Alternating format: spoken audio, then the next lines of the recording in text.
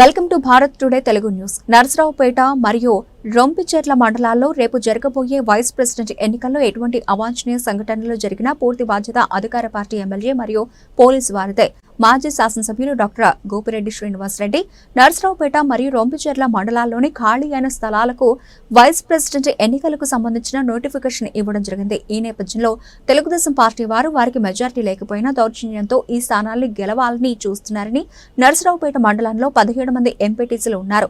ఒకరు చనిపోయినందున vice president ఎన్నిక వచ్చింది. మిగిలిన 16 మందిలో ఒకరు కూడా తెలుగుదేశం పార్టీ తరఫున గెలవలేదని, తమ పార్టీలో గెలిచిన ఒక్క ఎంపీటీసీ అప్పట్లోనే తెలుగుదేశం పార్టీలో చేరినందున అప్పుడు తెలుగుదేశం పార్టీ వారికి ఒక్క ఎంపీటీసీ స్థానం ఉందని, ఆ ఒక్క ఎంపీటీసీ స్థానంతో వైస్ ప్రెసిడెంట్ ఎన్నిక ఎలా గెలవాలనుకుంటున్నారని ప్రశ్నించారు. మేము నిన్న ఇక్కడ మా ఆఫీసులో మా పార్టీకి సంబంధించిన ఎంపీటీసీలు, మా పార్టీకి సంబంధించిన నాయకులతో మీటింగ్ పెట్టాం. మీటింగ్ అయిపోయిన 10 నిమిషాల్లో ముగ్గురు సిఐలు మా హాస్పిటల్ ముందున్నారు.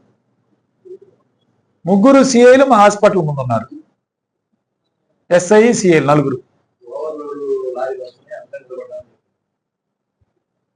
ఇక చెప్పే కారణాలు, ఈ ఓవర్లోడ్ లారీలు ఇదేమన్నా ఇదే హైవేలో ఆ రూట్లు ఎట్టున్నాయో వాళ్ళకి తెలుసు. మా ఎంపీటీసీలని తీసుకెళ్లాలనే ఒక ఆలోచనతో వాళ్ళు నలుగురు వచ్చి ఇక్కడి నుంచి అప్పటికే ఎంపీటీసీలు వెళ్ళిపోయారు. ఇది పోలీసు రాజ్యాంగం, రెడ్ బుక్ రాజ్యాంగం ఈ విధంగా నడిపిస్తున్నాడు లోకేష్ రాష్ట్రంలో. ఇది ఉదాహరణ. నిన్న జరిగిన ప్రాక్టికల్ అంశం మీకు సీసీ ఫుటేజ్ కూడా ఇస్తాను కావాలంటే. మా దగ్గర సీసీ ఫుటేజ్ కూడా ఉంది. కాబట్టి ఇది వీళ్ళు చేసే కార్యక్రమం. కాబట్టి ఖచ్చితంగా అంటే కలవాల్సిన వారిని కలిసి కాగితం ఇవ్వాలి, ఎస్పీ గారిని కూడా కలవాలి. ఆ ఫార్మ్ అది తప్పకుండా చేస్తాం. దాని ద్వారా ఎటువంటి భవిష్యత్ కార్యాచరణ ఉంటుందో దాని మీద ఆధారం. ఖచ్చితంగా ఈ ప్రభుత్వం శాశ్వతం కాదు, ప్రభుత్వాలు మారతాయి. మాకు టైం వచ్చింది. మాకు టైం వచ్చినప్పుడు ఖచ్చితంగా మిమ్మల్ని గుర్తుపెట్టుకుంటాం. మేము ఒకటే చెప్తున్నాం, ఎవరిని కూడా వదిలిపెట్టేది. రెడ్ బుక్ రాజ్యాంగం ఆయన రాస్తే బ్లూ బుక్ రాజ్యాంగం మేము రాస్తున్నాం. ఖచ్చితంగా రాస్తున్నాం కూడా. అక్షరాలే నిజం.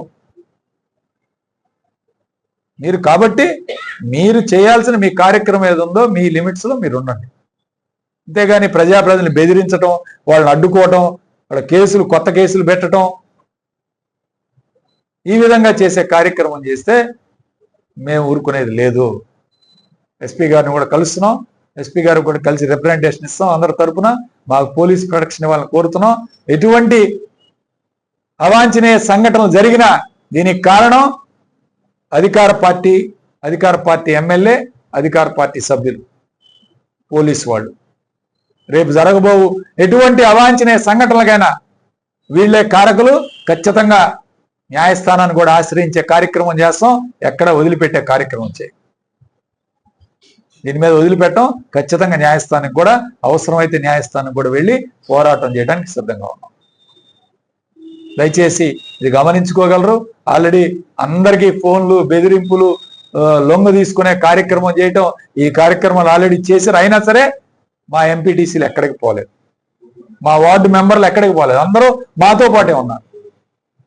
దానికి చాలా గర్విస్తున్నాం.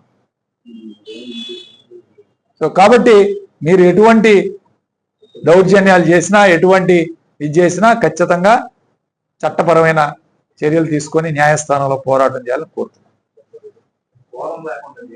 బెదిరిస్తున్నాడు.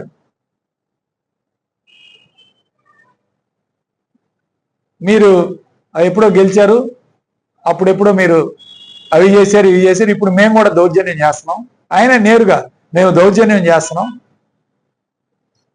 అని ఎమ్మెల్యే గారు డైరెక్ట్గా ఎంపీటీసీలతో మాట్లాడుతున్నారు. అట్లానే ఎమ్మెల్యే గారు మాట్లాడిన తర్వాత మళ్ళీ ఇన్ఛార్జ్ మినిస్టర్ గొట్టిపాటి రవికుమార్ చేత ఫోన్ చేయించే కార్యక్రమం. అంటే ఎక్కడికి వెళ్తున్నారు వీళ్ళు? ఏం చేస్తున్నారు? పోలీసుల చేత లేనిపోని కేసులు పెట్టడం, వాళ్ళు నిర్బంధించే కార్యక్రమం చేయటం. ఈ విధంగా అంటే అసలు తిరుమల గ్రామంలో 8 మెంబర్లు ఉంటే పంచాయతీలో ఒక్క మెంబర్ గెలిచాడు వాళ్ళ పార్టీతో. 7 మా పార్టీలో ఉన్నారు. కొత్తపల్లి గ్రామంలో 10 మంది పంచాయతీ మెంబర్లు ఉంటే 3 వాళ్ళ మెంబర్లు ఉంటే 7 మా వాళ్ళు ఉన్నారు. అట్లానే అలవాల గ్రామంలో వాళ్ళు 3 ఉంటే మా వాళ్ళు 7 ఉన్నారు. వీళ్ళందరినీ బెదిరించి ఏదో రకంగా భయపెట్టి ఈ ఎన్నికల్లో కూడా బెదిరించాలని చూస్తున్నారు. మేము ఒకటే కోరుతున్నాం, మీ ద్వారా ఈరోజు ఎస్పీ గారిని కూడా కలుస్తాం, రిప్రజెంటేషన్ ఇస్తున్నాం, మాకు పోలీస్ ప్రొటెక్షన్ ఇవ్వాలని. అందరినీ తీసుకువెళ్ళి గెలిచిన ప్రజాప్రతినిధులు కూడా ఈ విధంగా వాళ్ళని అడ్డగించి వాళ్ళని ఎలక్షన్కి వెళ్లకుండా రేపు మీరు ఎలా వస్తారో ఎన్నికలకు అని చెప్పి పోలీసులు అది కూడా ఫోన్ చేస్తున్నారు. ఇప్పుడు ఆ పంచాయతీ బోర్డు మెంబర్లు ఈ ఎంపీటీసీలని అసలు ఎన్నికలకు రాకుండా అడ్డుకోవాలని కూడా ప్రయత్నం చేస్తున్నారు రేపు.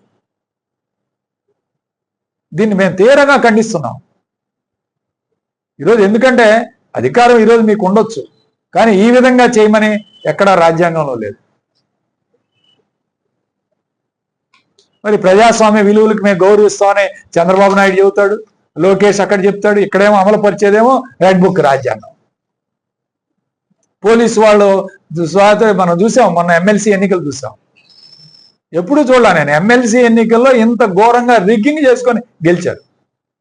చెప్పమానండి, ఎమ్మెల్యేల దగ్గరుండి రిగ్గింగ్ చేశారు.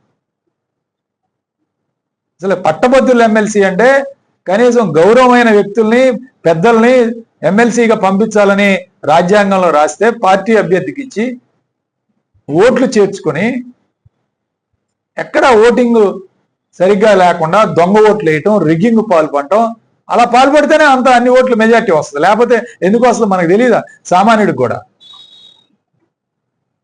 ఎమ్మెల్సీ ఎన్నికలు అపహాస్యం చేశారు.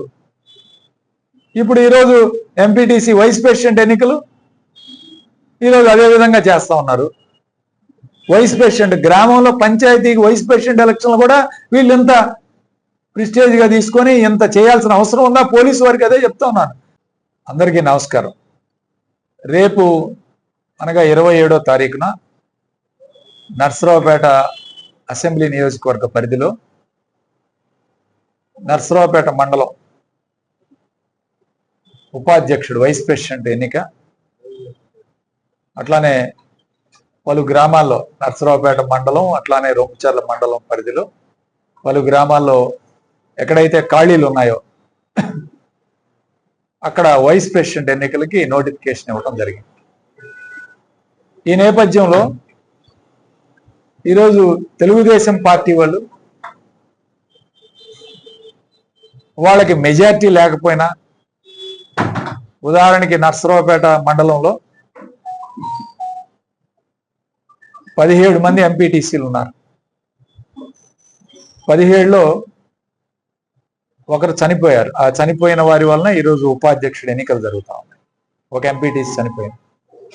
మిగిలిన వాళ్ళు 16 మంది ఉంటే 16 మందిలో ఒక్కరు కూడా టీడీపీ పార్టీ నుంచి గెలవలేదు. మా పార్టీలో గెలిచిన ఒక అమ్మాయిని మాత్రమే టీడీపీలో చేరి ఆ అమ్మాయికి పార్టీలో చేరినట్టు కండవ ఇచ్చే కార్యక్రమం జరిగింది. అది ఎప్పుడు ఈ కూటమి ప్రభుత్వం వచ్చిన తర్వాత. అంటే వాళ్ళ సంఖ్య 16లో 1, 15 మంది ఈరోజు వైఎస్ఆర్ కాంగ్రెస్ పార్టీ తరపున ఉంటే వాళ్ళు ఎలా గెలుస్తామని అనుకుంటున్నారు? ఈరోజు పోలీసు వారిని అడ్డం పెట్టుకొని మా ఎంపీటీసీని బెదిరించే కార్యక్రమం చేయటం, ఎంపీపీ భర్తని బెదిరించే కార్యక్రమం చేయటం, వాళ్ళని తీసుకెళ్ళి 2-3 గంటలు కూర్చోబెట్టి మీ సంగతి చూస్తాం, నీ మీద కేసులు పెడతాం, నువ్వు ప్రభుత్వ ఉద్యోగం చేస్తున్నావు, నిన్ను సస్పెండ్ చేస్తాం, ఈ విధంగా బెదిరించే కార్యక్రమం నిన్న దాదాపు 3 గంటల పాటు బెదిరించే కార్యక్రమం చేశారు. అట్లానే రూరల్ మండలంలో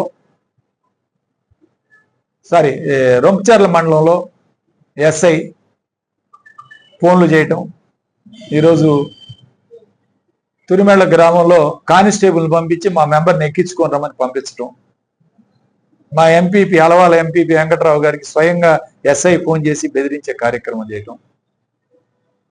అంటే రెడ్ బుక్ రాజ్యాంగం ఏ విధంగా రాస్తున్నారో ఒకసారి ఈరోజు వైస్ ప్రెసిడెంట్ ఎన్నికలు ఆల్రెడీ ప్రెసిడెంట్లు అందరూ గెలుచున్నారు. ఇది వైస్ ప్రెసిడెంట్ ఎన్నికంటే ఏదో నామమాత్రం ఎన్నిక. ఈ ఎన్నికలకు కూడా ఒత్తిడి తీసుకురావటం, ఫోన్లు చేయించటం మరీ అన్యాయం. ఎంపీటీసీలకు అయితే ఎమ్మెల్యే గారు డైరెక్ట్గా ఫోన్ చేశారు, అరవింద్ బాబు గారు నేరుగా ఫోన్ చేశారు, ఫోన్ చేసి మాట్లాడుతున్నాడు.